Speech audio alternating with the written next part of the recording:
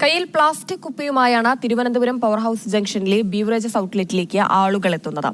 Plastic മദ്യക്കുപ്പിക്ക് ഈടാക്കുന്ന 20 രൂപ അപ്പോൾ തന്നെ തിരികെ വാങ്ങാനുള്ള തത്രപ്പാടിലാണ് പലരും. വാങ്ങിയ ഉടനെ മദ്യം കയ്യിലുള്ള കുപ്പിയിലേക്ക് മാറ്റി മദ്യക്കുപ്പി തിരികെ ഏൽപ്പിക്കുകയാണ്. പ്ലാസ്റ്റിക് മദ്യക്കുപ്പികൾ തിരികെ എത്തുന്നുണ്ടെങ്കിലും വാങ്ങുന്ന ഔട്ട്ലെറ്റിൽ തന്നെ കുപ്പി നൽകണമെന്ന വ്യവസ്ഥ പ്രതിസന്ധിയാണെന്നാണ് വിമർശനം.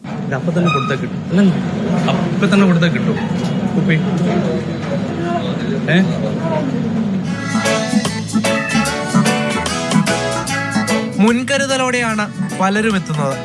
കരുതൽ കുപ്പിയാണ് താരം. മദ്യത്തോടും 20 രൂപയോടും ഒരേ കരുതൽ. ഇവിടെ ചോദിക്കല്ലേ,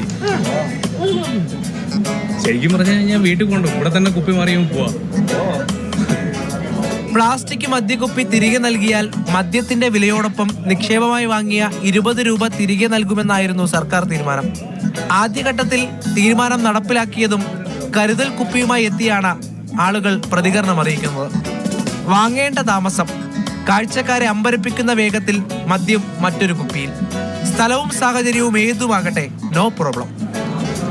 അപ്പൊ തന്നെ കൊടുത്താൽ കിട്ടും കുപ്പി.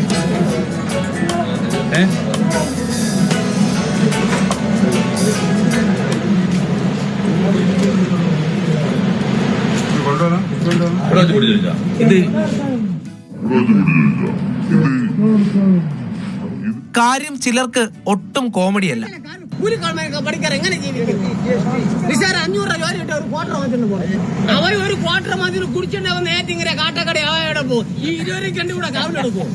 മദ്യം വാങ്ങിയ അതേ ഔട്ട്ലെറ്റിൽ തന്നെ ബാർകോഡ് പതിച്ച പ്ലാസ്റ്റിക് കുപ്പി നൽകിയാലേ കാര്യമുള്ളൂ.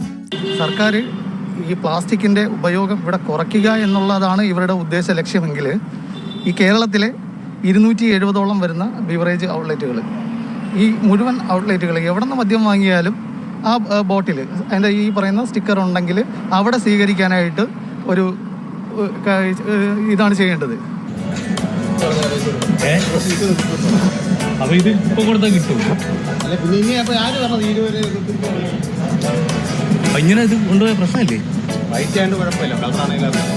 കാര്യങ്ങൾ പരസ്യ മദ്യപാനത്തിലേക്ക് കടക്കുമോ എന്ന ആശങ്കയും ജനങ്ങൾക്കുണ്ട്.